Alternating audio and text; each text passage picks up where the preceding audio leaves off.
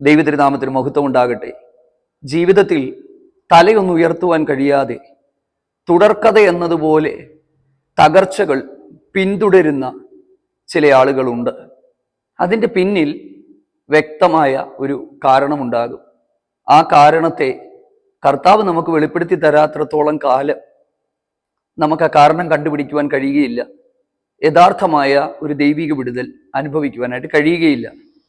ദൈവം അത് വെളിപ്പെടുത്തി തരണമെങ്കിൽ ദൈവത്തിൻ്റെതായ ചില നിയമങ്ങളുണ്ട്, അല്ലെങ്കിൽ ദൈവരാജ്യത്തിൻ്റെതായ ചില പ്രമാണങ്ങളുണ്ട്.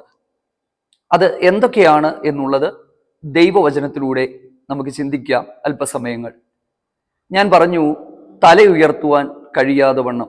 ഈ വാക്കുകൾ ഞാൻ അതിശയോക്തി പറയുന്നതല്ല, എൻ്റെ സ്വന്തം വാക്കുകളുമല്ല. ദൈവവചനത്തിൻ്റെ അകത്ത് തന്നെ തല ഉയർത്താതെ വണ്ണം ദൈവത്തിൻ്റെ ജനത്തെ ചിതറിച്ചു കളഞ്ഞ 4 കൊമ്പുകളാണ് ഇതെന്ന് പറയുന്നൊരു ഭാഗമുണ്ട്.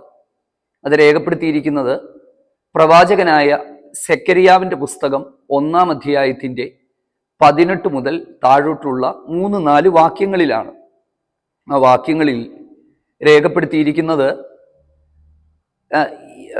ദൂതൻ ഒരു 4 കൊമ്പ് പ്രവാചകന് കാണിച്ചു കൊടുത്തു, അല്ലെങ്കിൽ പ്രവാചകൻ അത് കണ്ട പ്രവാചകൻ അതിൻ്റെ അർത്ഥം ദൂതനോട് ചോദിച്ചപ്പോൾ ദൂതൻ പറഞ്ഞു, ദൈവത്തിൻ്റെ ജനം തല ഉയർത്താതെ വണ്ണം അവരെ ചിതറിച്ചു കളഞ്ഞ 4 കൊമ്പാണ്. കണ്ടോ? അതാണ് ഞാൻ പറഞ്ഞത്, ഇതൊരു ആത്മീക മർമ്മമാണ്. എന്നിട്ട് ആ കൊമ്പുകൾ മാത്രമല്ല, യഹോവ 4 കൊല്ലന്മാരെ കാണിച്ചു കൊടുത്തിട്ട് പറഞ്ഞു, ഈ 4 കൊമ്പുകളെ നിലത്ത് തള്ളിയിടുവാൻ തക്കവണ്ണം ഞാൻ നിയമിച്ചിരിക്കുന്ന 4 കൊല്ലന്മാരാണിത്. ഇത് സത്യത്തിൽ ഒരു ആത്മീക വെളിപ്പാടാണ്. കാരണം പ്രവാചകനായ സെക്കരിയാവിൻ്റെ പുസ്തകം വെളിപ്പാടുകളുടെ ഒരു പുസ്തകമാണ്. അദ്ദേഹം ഒരു പ്രവാചകനായിരുന്നെങ്കിലും വെളിപ്പാടുകളുടെ പുസ്തകമാണ്. പ്രവചനവും വെളിപ്പാടും തമ്മിൽ കുറച്ച് കാര്യങ്ങളിൽ വ്യത്യാസമുണ്ട്. ഞാൻ പിന്നീട് നിങ്ങളോട് പറയാം. ഈ വെളിപ്പാടുകൾ ഇദ്ദേഹം കാണുമ്പോൾ രാത്രിയിൽ ദൈവം അദ്ദേഹത്തെ കാണിച്ചു എന്നാണ് നമ്മൾ 1-ാം അധ്യായത്തിൻ്റെ 7-ാമത്തെ വാക്യത്തിൽ ഞാൻ രാത്രിയിൽ എന്ന് നമ്മൾ കാണുന്നുണ്ട്. 8-ാമത്തെ വാക്യത്തിൽ ഞാൻ രാത്രിയിൽ എന്ന് കാണുന്നുണ്ട്. അപ്പൊ ശരിക്കും പ്രവചനവും ദർശനവും തമ്മിലുള്ള ഒരു വ്യത്യാസം നമുക്കിവിടെ കാണാനായിട്ട് പറ്റും. രാത്രിയിൽ എന്ന് പറഞ്ഞുകൊണ്ടാണ്.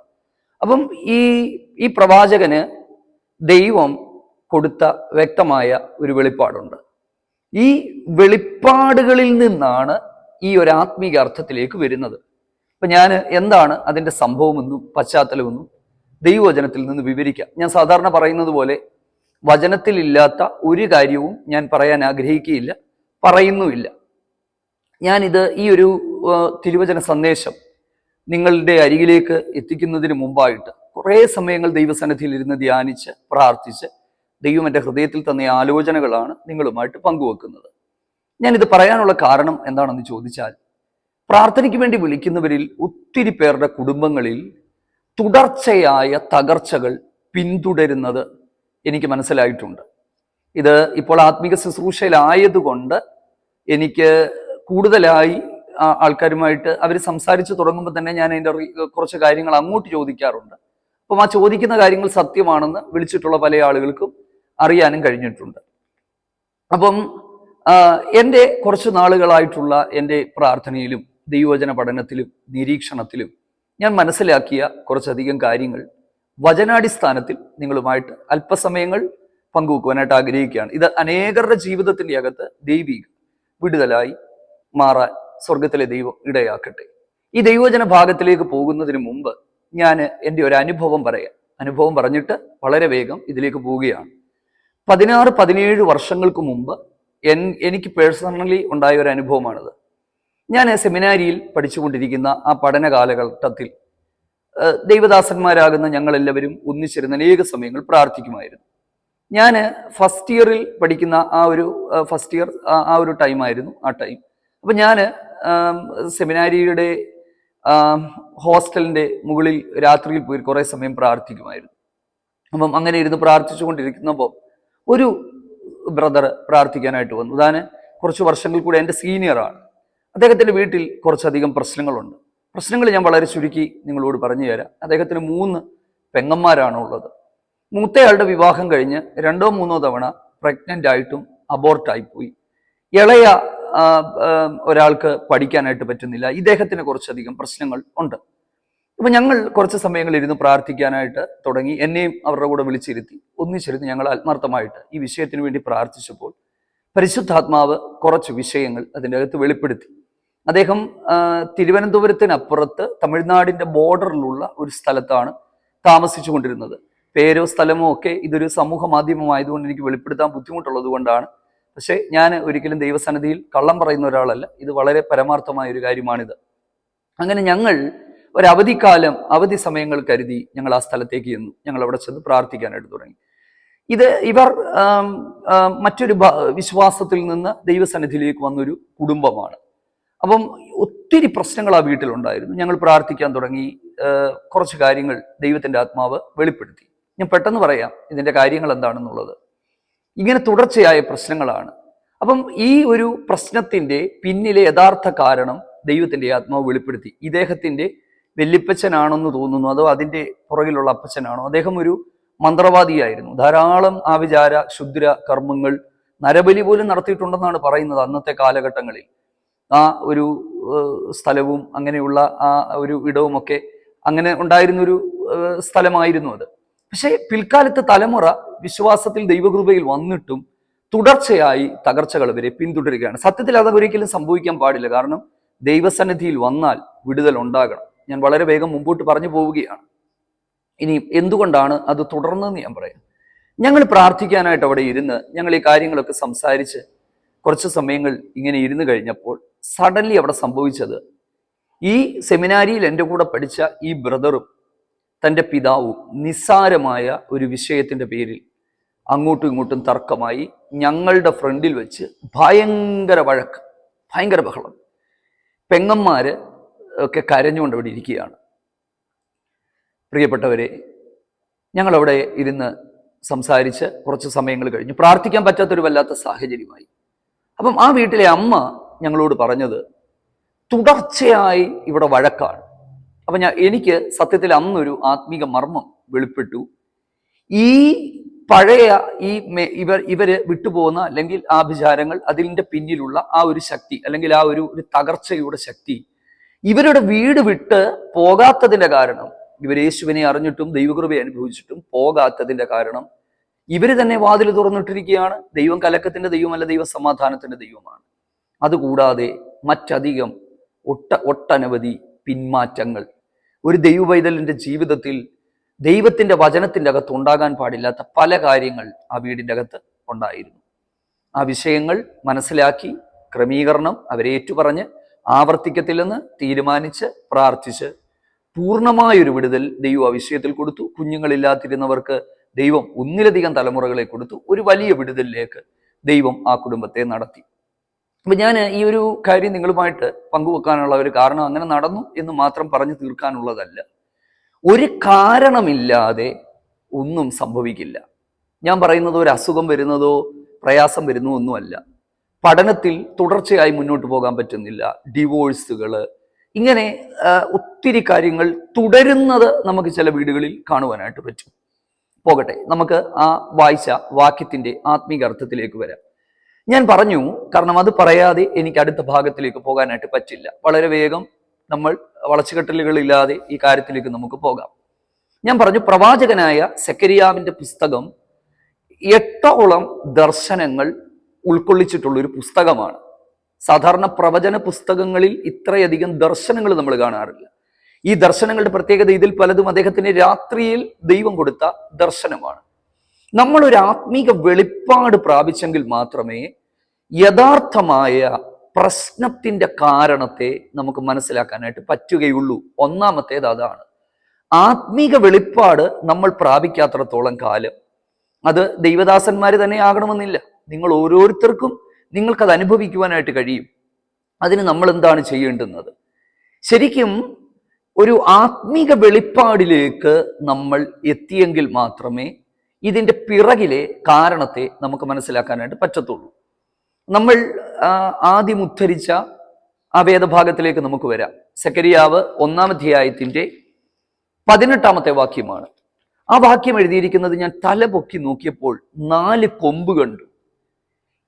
ദൂതനോട് പ്രവാചകൻ ചോദിക്കുകയാണ്, യജമാനനെ ഈ കൊമ്പുകൾ എന്താണ് എന്ന് ചോദിച്ചപ്പോൾ പറയുകയാണ്, 21-ാമത്തെ വാക്യം, ആരും തല ഉയർത്താതെ വണ്ണം യഹൂദയെ ചിതറിക്കുവാൻ വന്ന 4 ജാതികളാണിത്. നമ്മൾ ഇസ്രായേലിന്റെ ചരിത്രം പഠിച്ചാൽ ഇസ്രായേലിനെ ആത്മീക അർത്ഥത്തിൽ, അല്ലെങ്കിൽ അന്ന് അവരെ നശിപ്പിച്ചു കളഞ്ഞ, അല്ലെങ്കിൽ അവരെ അവരുടെ വാഗ്ദത്ത നാട്ടിൽ നിന്ന് ഓടിച്ച് അവരുടെ ആലയമെല്ലാം നഷ്ടപ്പെടുത്തി കളഞ്ഞ പ്രധാനപ്പെട്ട 4 ജാതികൾ എന്ന് പറയുന്നത് ബാബിലോണ്, മേദ്യ, പേർഷ്യ, ഗ്രീക്ക്, റോമൻ സാമ്രാജ്യം. ഇതിനു മുമ്പ് അശൂര് ഉണ്ടായിട്ടുണ്ട്. അശൂരാണല്ലോ ശരിക്കും ശമരിയയെ BC 728 ആ ഒരു സമയത്ത്, 720 ആ സമയത്ത് പ്രവാസത്തിലേക്ക് കൊണ്ടുപോയത്. അപ്പം ഈ 4 കൊമ്പാണ്. ഈ 4 കൊമ്പിനെ കുറിച്ച് വേദപണ്ഡിതന്മാർ 4 ശക്തികളാണെന്ന് പറയുന്നുണ്ട്.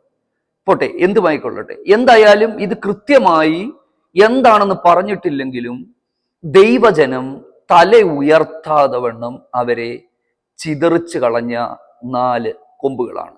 കണ്ടോ? അപ്പം ഈ കൊമ്പുകൾ കാരണമാണ്, അല്ലെങ്കിൽ ഈ ശക്തികൾ കാരണമാണ് ചിതറിപ്പോയത്, തല ഉയർത്താൻ പറ്റാതെ പോയത്.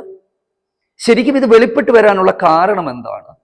അല്ലെങ്കിൽ ദൈവം ഈ ഒരു കാര്യത്തെ പ്രവാചകന് വെളിപ്പെടുത്തി കൊടുത്തതിന്റെ കാരണം എന്താണ്? ദൈവത്തിന് കരുണയും മനസ്സലിവും ആർദ്രതയും തോന്നിയത് കൊണ്ടാണ്. കാരണം 1-ാം അധ്യായത്തിന്റെ 12 മുതലുള്ള വാക്യങ്ങളിൽ യഹോവയുടെ ദൂതൻ, സൈന്യങ്ങളുടെ യഹോവേ, ഈ 70 സംവത്സരം നീ ക്രൂദ്ധിച്ചിരിക്കുന്ന യെരുശലേമിനോടും യഹൂദ പട്ടണത്തോടും നീ കരുണ കാണിക്കാതെ ഇരിക്കുമോ? ദൈവമേ, എത്ര നാളായി തുടങ്ങിയതാണിത്. അപ്പം ശരിക്കും ദൈവം കരുണ കാണിച്ചു. ദൈവം പ്രവാചകന്മാരെ ഈ കാര്യങ്ങൾ വെളിപ്പെടുത്തി. അപ്പം അതാണ് ഞാൻ കുറച്ചു മുമ്പ് ഞാൻ പറഞ്ഞത്, ഇത് മനസ്സിലാക്കാൻ തക്കവണ്ണം ആത്മീക വെളിപ്പാട് പ്രാപിച്ചവർക്ക് മാത്രമേ ഇത് മനസ്സിലാക്കാൻ പറ്റുള്ളൂ. എനിക്ക് ധാരാളം അനുഭവങ്ങൾ എനിക്കുണ്ട്. എല്ലാ അനുഭവങ്ങളും ഞാൻ നിങ്ങളുമായിട്ട് പങ്കുവെക്കുന്നില്ല. ഇതിന്റെ പിന്നിലെ കാരണങ്ങളെ നമ്മൾ മനസ്സിലാക്കുക എന്നുള്ളതാണ്. എന്തുകൊണ്ടാണ് ദൈവത്തിന്റെ ജനത്തിന് നേരെ ഈ കൊമ്പുകൾ ഉയർന്നു വന്നത്? ഞാൻ ഈ പറയുന്ന കാര്യം ശ്രദ്ധിക്കുക. ഒരിക്കലും ദൈവത്തിന്റെ ജനത്തിന് നേരെ ഈ ശക്തികൾ ഉയരാൻ പാടില്ല. ദൈവജനത്തിന്റെ തലയെ താഴ്ത്താൻ പാടില്ല, അവരെ ചെതറിക്കാൻ പാടില്ല. അങ്ങനെ സംഭവിക്കാൻ പാടില്ല ഒരിക്കലും. സത്യമല്ലേ? കാരണം അബ്രഹാമിനോട് ദൈവം പറഞ്ഞതാണ്, നിന്നെ ഭൂമിയിലെ സകല ജാതികൾക്കും നീ ഒരു അനുഗ്രഹമാക്കും, സകല ജാതികൾക്കും മീതെ നിന്നെ ഞാൻ ഉന്നതമാക്കും. ആവർത്തന പുസ്തകത്തിലൊക്കെ ദൈവം തന്റെ ജനത്തിന് കൊടുത്ത കൽപ്പനകളാണിത്, അല്ലെങ്കിൽ അവർ കൊടുത്ത അനുഗ്രഹങ്ങളാണിത്. ഈ കാലഘട്ടത്തിലും ദൈവകൃപയിലേക്ക് വന്ന, ദൈവസന്നിധിയിൽ വന്ന ദൈവ പൈതൽ എല്ലാ നിലകളിലും അവൻ സംരക്ഷിതനാണ്. ദൈവത്തിന്റെ സംരക്ഷണ വലയം അവന്റെ ചുറ്റുമുണ്ട്. അവന്റെ വീടിന്റെ അകത്ത് പിശാചി കയറാൻ പാടില്ലാത്തതാണ്. അവന്റെ കുടുംബത്തിന്റെ അകത്ത് തകർച്ചകൾ ഉണ്ടാകാൻ പാടില്ലാത്തതാണ്. അവന്റെ കുടുംബം അനുഗ്രഹിക്കപ്പെടണം, അവന്റെ തലമുറകൾ അനുഗ്രഹിക്കപ്പെടണം, അവന്റെ വീട് അനുഗ്രഹിക്കപ്പെടണം. കാരണം യേശു പറഞ്ഞു, ഞാൻ നിങ്ങൾക്ക് സമൃദ്ധിയായി ജീവൻ ഉണ്ടാകാനാണ് ഞാൻ വന്നിരിക്കുന്നത്. മോഷ്ടിക്കുവാനും ഇറക്കുവാനും മുടിക്കുവാനുമാണ് ശത്രു വരുന്നത്. ഞാൻ നിങ്ങൾക്ക് സമൃദ്ധമായി ജീവൻ ഉണ്ടാവാനാണ്. I have come that you have abundant life. നിനക്ക് സമൃദ്ധി ഉണ്ടാകണം. അപ്പൊ ഈ സമൃദ്ധി ഇല്ലാതായി പോകാനുള്ള കാരണം എന്താണ്? അതിന്റെ കാരണമാണ് നമ്മൾ ചിന്തിക്കുവാനായിട്ട് പോകുന്നത്. അത് 1-ാം അധ്യായത്തിൽ തന്നെ അതിന്റെ കൃത്യമായ കാരണം രേഖപ്പെടുത്തിയിട്ടുണ്ട്. ഞാൻ പറഞ്ഞല്ലോ, നമ്മൾ ശരിക്കും പറഞ്ഞാൽ രോഗലക്ഷണങ്ങളെയല്ല, രോഗത്തെ ചികിത്സിക്കുന്നു എന്നതുപോലെ കൃത്യമായി ഇതിന്റെ കാരണത്തെ നമ്മൾ കണ്ട് നമ്മൾ മനസ്സിലാക്കുക എന്നുള്ളതാണ്. 1-ാം അധ്യായത്തിന്റെ 3-ാമത്തെ വാക്യത്തിലേക്ക് വരുമ്പോൾ, ദൈവത്തിങ്കലേക്ക് തിരിയുക, എന്നാൽ ഞാൻ നിങ്ങളിലേക്ക് തിരിയും. അപ്പം 1-ാമത്തേത് ദൈവത്തിങ്കലേക്ക് തിരിയുക, അതായത് ദൈവത്തിൽ നിന്ന് അവർ അകന്നുപോയി എന്നുള്ളത് തന്നെയാണ്. നിങ്ങളുടെ പിതാക്കന്മാരെ പോലെ നിങ്ങളായിത്തീരരുത്. കണ്ടോ, ഈ കൊമ്പ് ഉയരാനുള്ള കാരണം മനസ്സിലായോ? പിതാക്കന്മാരെ പോലെ. എന്തായിരുന്നു പിതാക്കന്മാരുടെ പ്രശ്നം? ദുർമാർഗങ്ങളിലും അകൃത്യങ്ങളിലും അവർ നടന്നു. അടുത്തത്, പ്രവാചകന്മാർ അവരോട് പ്രസംഗിച്ചിട്ട് അവരത് കേട്ടില്ല, അവരതിന് ചെവി തന്നില്ല, അവരുടെ അതേ വഴികളെ അവർ വിട്ട് തിരിഞ്ഞില്ല. അപ്പം ഈ കൊമ്പുയർത്തുന്ന ശക്തികൾ പ്രബലമായി തീരാനുള്ള കാരണം ഒന്നാമത് അനുസരണക്കേടാണ്.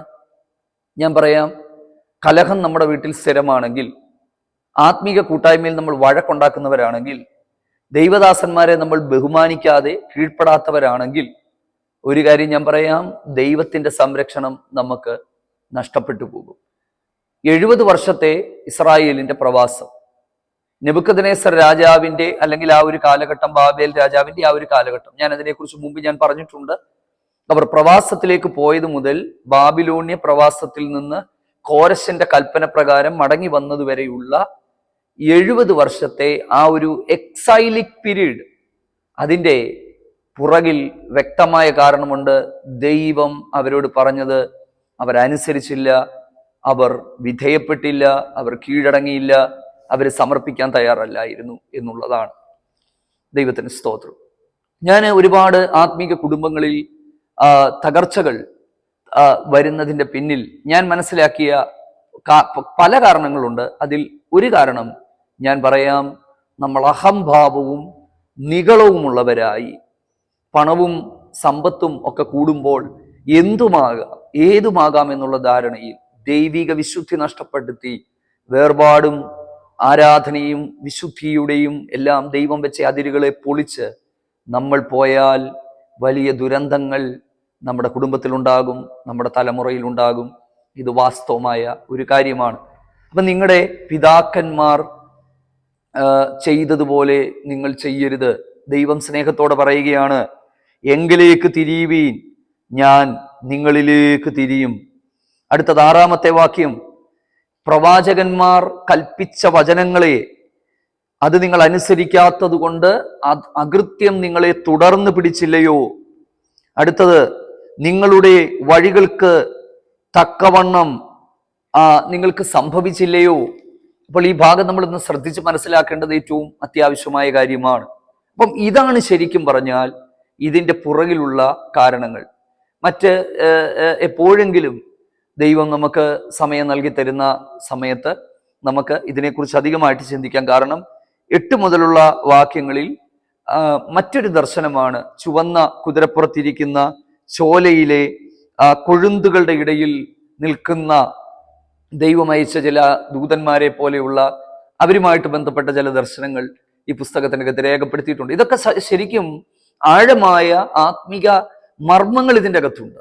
അപ്പൊ ഞാൻ ആ പറഞ്ഞ ഭാഗത്തിലേക്ക് നമ്മൾ വരുമ്പോൾ, ഇസ്രായേലിനെ അല്ലെങ്കിൽ ദൈവജനത്തെ തകർക്കുവാനായി കൊമ്പുയർത്തിയ 4 ജാതികൾ, അവരെ തകർക്കാൻ ദൈവം 4 കൊല്ലന്മാരെ നിയമിച്ചു. അതാണ് 1-ാം അധ്യായത്തിന്റെ 18-ാമത്തെ വാക്യത്തിൽ കാണുന്നത്. ഈ കൊല്ലന്മാരെന്ന് പറയുന്നത് നമുക്കറിയാം, ഇരുമ്പ് മുറിച്ച് പണി ചെയ്യുന്ന ആളുകളാണ് എന്നതുപോലെ ഈ ഉയർന്ന കൊമ്പിനെ മുറിക്കാൻ ദൈവം കൊല്ലന്മാരെ നിയമിച്ചു. എൻ്റെ പ്രിയപ്പെട്ടവരെ, എവിടെയെങ്കിലും ദൈവസന്നിധിയിൽ നമ്മൾ മാറിപ്പോയിട്ടുണ്ടെങ്കിൽ ആ ഒരു കാരണത്തെ കണ്ടുപിടിക്കുക എന്നുള്ളതാണ്. വെറുതെ പ്രാർത്ഥിച്ചാൽ ഒരിക്കലും ഈ കാര്യങ്ങളൊന്നും മാറത്തില്ല. എന്നെ പല പ്രിയപ്പെട്ടവരും വിളിക്കുമ്പോഴൊക്കെ അവര് ആശ്വാസത്തിന് വേണ്ടിയാണ് പ്രാർത്ഥിക്കാനായിട്ട് വിളിക്കുന്നത്, നല്ലതാണ്. പക്ഷെ ഞാനൊരു കാര്യം നിങ്ങളോട് പറയാം, വെറുതെയുള്ള പ്രാർത്ഥനയിൽ ഒന്നും ഈ വിധ കാര്യങ്ങൾ മാറില്ല. നമ്മൾ കൃത്യമായി ദൈവസന്നിധിയിൽ ഇരുന്ന് ഇതിന്റെ പിന്നിലെ കാരണം കണ്ടുപിടിച്ച് നമ്മൾ ചില തീരുമാനത്തിലേക്ക് വന്ന് എന്താ പറയുന്നത്, ദൈവിക വിടുതലുകൾ നിലനിൽക്കണമെങ്കിൽ നമ്മൾ അങ്ങനെ തന്നെ മുമ്പോട്ട് ദൈവവചന അടിസ്ഥാനത്തിൽ പോയില്ലെങ്കിൽ നമുക്കൊരിക്കലും ദൈവാനുഗ്രഹങ്ങൾ അതിന്റെ പൂർണ്ണതയിൽ അനുഭവിക്കുവാനായിട്ട് കഴിയില്ല. അതുകൊണ്ടാണല്ലോ പറഞ്ഞ, അശുദ്ധാത്മാവ് ഒരു മനുഷ്യനെ വിട്ടിട്ട് പോയാൽ മടങ്ങി വരും. മടങ്ങി വന്ന ആ വീട് ഒഴിഞ്ഞതായി കാണപ്പെടുന്നു, അലങ്കരിച്ചിട്ടുണ്ട്, പക്ഷേ അൺഒക്കുപ്പൈഡ്. ഞാൻ അതിനെക്കുറിച്ച് കുറച്ച് നാളുകൾക്ക് മുമ്പ് പറഞ്ഞതുകൊണ്ട് നിങ്ങളോട് പറയുന്നില്ല.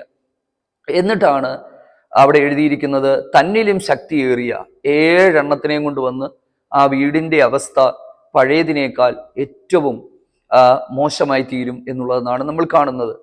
ഈ കർത്താവ് തന്നെ സൗഖ്യം കൊടുത്തിട്ട് ഒരു വ്യക്തിയോട് പറയുന്ന ഒരു കാര്യമുണ്ട്, അധികം തിന്മയായി ഭവിക്കാതിരിക്കേണ്ടതിന് മേലിൽ പാപം ചെയ്യരുത്.